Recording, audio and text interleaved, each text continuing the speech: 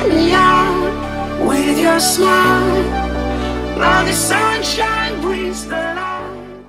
Mohon izin Bu, saya datang ke sekolah penjenengan.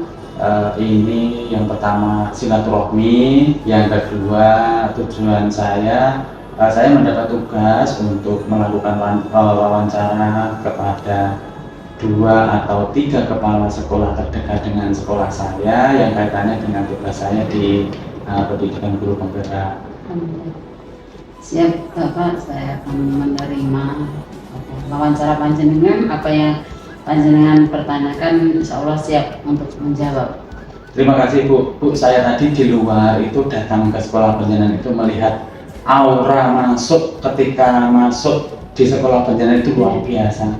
Tentunya di situ ada prestasi yang luar biasa dari kepemimpinan penjenengan, dari manajemen para muridnya, kemudian para teman-teman di pendidiknya, kemudian pastinya seluruh komponen mendukung kinerja sekolah ini, sehingga tampilan dari luar sangat luar biasa Bu. Apresiasi untuk penjenengan selaku pimpinan ya Bu ya. Iya, terima kasih atas ujian yang Bapak berikan. Semoga menambah motivasi bagi sekolah kami yang alhamdulillah untuk sekolah kami untuk saat ini di tahun 2024 ya alhamdulillah dengan nilai baik karena juga mendapatkan bus kinerja juga, sehingga kami alhamdulillah dari tenaga pendidik yang sudah komplit dan alhamdulillah anak-anak juga bisa mengikuti perkembangan. Luar biasa, bahkan sampai mendapatkan bus kinerja luar biasa Bu. Berarti di sini tepat sekali ketika saya datang ke sini untuk melakukan wawancara dengan penjenengan kaitan dengan manajemen seorang pengambil keputusan.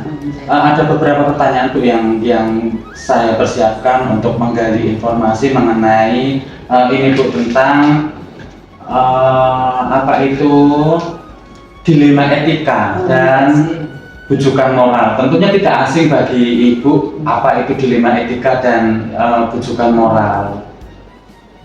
Ini Bu, langsung ya Bu, saya menggali apa itu. Saya nanti akan banyak belajar tentang yang Ibu sampaikan untuk kedepannya. Yang pertama Bu, selama ini bagaimana Ibu itu dapat mengidentifikasi kasus-kasus yang merupakan itu dilema etika ataupun bujukan moral Bu? Oh iya, jadi mengenai mengidentifikasi kasus-kasus yang merupakan dilema etika nih atau bujukan moral. Jadi untuk saya pribadi itu untuk mengenai hal tersebut saya akan mengkomparasikan apakah di dalam itu ada yang benar, ada yang salah, ada atau yang benar semua atau malah salah semua. Jadi jika benar semua maka saya yakin bahwa itu merupakan dilema etika. Sedangkan jika ada salah satu yang salah maka itu bisa menjadi suatu bujukan moral. Tapi sejauh ini kalau keduanya itu memang salah, maka saya rasa malah tidak perlu diidentifikasi karena bukan termasuk dari keduanya seperti itu. Oh, Bu, berarti sudah bisa diidentifikasikan untuk dilema etika atau bujukan moral. Pertanyaan berikutnya Bu, selama ini bagaimana Ibu ini menjalankan pengambilan keputusan di sekolah Ibu, terutama untuk kasus-kasus di mana itu ada 2 kepentingan yang sama-sama benar atau sama-sama mengandung nilai kebajikan Bu? Oh iya. Jadi dalam hal ini ya saya akan mempertimbangkan mengenai kasus tersebut yang mana memiliki maslahat atau manfaat yang lebih banyak, sehingga bukan karena siapa yang berkepentingan di dalamnya, namun hal ini yang memiliki manfaat atau masyarakat yang lebih banyak itu akan diutamakan. Nah tentu saja ini tidak mutlak ya, dalam beberapa kasus kadang kita juga perlu mempertimbangkan aspek dari yang memiliki masalah, kadang juga meski terkesan ada yang merugikan, tapi yang bersangkutan akan diutamakan karena diambil dari sisi kemanusiaan. Iya. Seperti itu. Jadi berarti pertimbangan kemaslahatan yang Iya. paling banyak ya Bu ya. Iya, Oke, betul. oke. Nah, luar biasa Bu. Lanjut yang ke berikutnya ya Bu, pertanyaan dari saya. Iya. Langkah-langkah atau prosedur seperti apa yang biasa Ibu lakukan selama ini?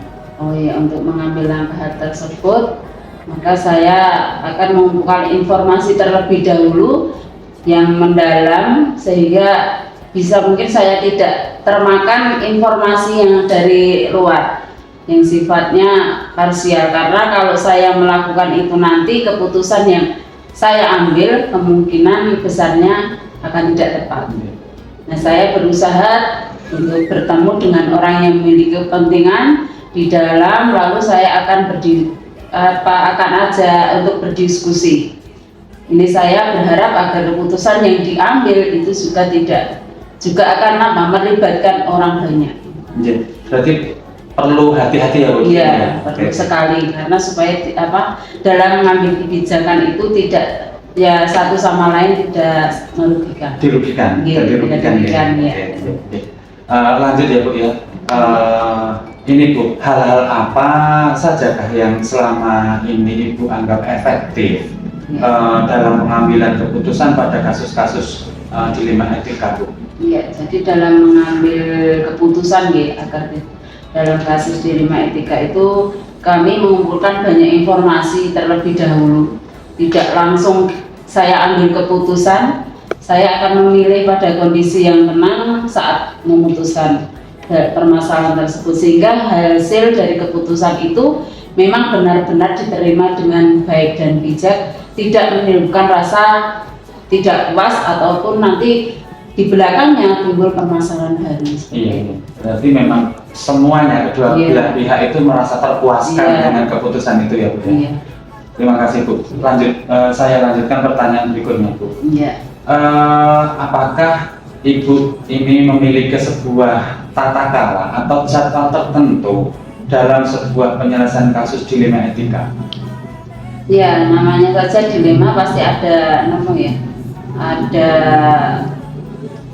terjadwalkan, itu mungkin tidak ya, karena kita perlu waktu, sehingga ada yang bisa diputuskan pada saat itu juga, ada yang perlu dipertimbangkan terlebih dahulu supaya menghasilkan yang cukup baik, sehingga kedua belah pihak itu tidak dirugikan atau tidak merasa tidak puas. Oke, berarti ada juga yang diselesaikan di tempat, ada juga yang perlu kita susun jadwal untuk penyelesaian ya. Oke. Tergantung permasalahan yang kita hadapi. Oke, luar biasa. Gini Bu, adakah seseorang atau faktor-faktor yang selama ini mempermudah atau membantu Ibu dalam pengambilan keputusan dalam kasus-kasus yang termasuk dilema etika ini? Untuk mempermudah atau membantu ada pengambilan keputusan dalam kasus-kasus dilema etika itu adanya pengalaman sebelumnya yang mungkin sama kasusnya, sehingga ya alhamdulillah dalam penanggulangan permasalahan tersebut itu dalam mengambil keputusan dapat terselesaikan, sehingga mudah kalau kita punya pengalaman permasalahan seperti itu. Berarti semakin banyak permasalahan yang kita selesaikan, itu juga semakin mempermudah ketika kita mengambil keputusan itu ya Bu ya. Oke. Luar biasa Bu. Terakhir Bu dari saya, dari semua hal yang telah disampaikan tadi Bu, pembelajaran apa yang dapat Ibu petik dari pengalaman Ibu mengambil keputusan dalam dilema etika ini Bu? Dari pembelajaran yang dapat saya ambil pengalaman untuk mengambil keputusan dilema etika itu, yang pertama itu kita tidak akan bisa memuaskan semua pihak. Jadi itu yang saya pahami, mau sebijak apapun kita memutuskan tetap saja ada pihak yang akan merasa tidak puas. Itu pengalaman yang pertama. Yang kedua, sebagai pimpinan maka kita harus berani untuk mengambil suatu keputusan untuk kebijakan bersama, sehingga semua belah pihak merasa terpuaskan. Yang ketiga, seiring dengan banyaknya kasus yang harus diselesaikan, membuat saya memiliki lebih banyak sudut pandang atau pengalaman. Jadi ketika ada masalah yang saya juga melihat semua itu dari sudut pandang orang lain. Jadi kita mengambil bukan hanya dari pribadi kita sendiri, tapi juga sudut pandang dari orang lain, dari masukan pendapat dari orang lain seperti itu. Lanjut. Terima kasih Bu. Ini luar biasa ketika yang paling akhir itu kalau boleh saya menyampaikan ya Bu, yang pertama bahwa kita itu tetap tidak bisa memuaskan semua orang. Iya, betul. Pasti ada, walaupun nanti itu juga sedikit, mungkin ada sedikit rasa ketidakpuasan, yaitu manusiawi gitu ya Bu ya. Kemudian Ibu sudah mengajarkan kepada saya ada keberanian untuk segera mengambil keputusan. Karena kalau tidak diambil secepatnya, mungkin masalah tidak segera selesai. Iya, betul. Yang terakhir kemudian ada referensi penambahan. Ketika di situ ada masalah yang bisa diselesaikan, kita semakin memiliki referensi untuk menyelesaikan masalah. Gitu ya Bu ya? Betul, ya. Oke, terima kasih luar biasa Ibu. Makanya sekolah ini aura dari luarnya sudah menunjukkan sekolah yang hebat, yang sudah luar biasa. Ternyata di dalam sekolah ini terdapat komponen yang saling mendukung, saling menguatkan untuk memberikan pelayanan yang optimal terhadap masyarakat. Ya, terima kasih atas penilaiannya. Semoga tidak membawa saya terbang tinggi, tapi membawa untuk koreksi diri pribadi saya, untuk selalu termotivasi begitu. Terima kasih Bu. Sama-sama. Selesai sudah tugas saya mohon izin, terima kasih sekali. Ini menjadi bekal saya untuk berilmu seperti yang sudah panjenengan sampaikan, akan saya jadikan bekal untuk masa depan. Mohon maaf atas segala kekurangan ataupun kesalahan selama saya datang ke sekolah Ibu. Mohon doa, semoga ke depan kami juga lebih baik. Terima kasih Ibu. Semoga sukses selalu ya. Amin. Terima kasih Bu. Mohon pamit. Silakan.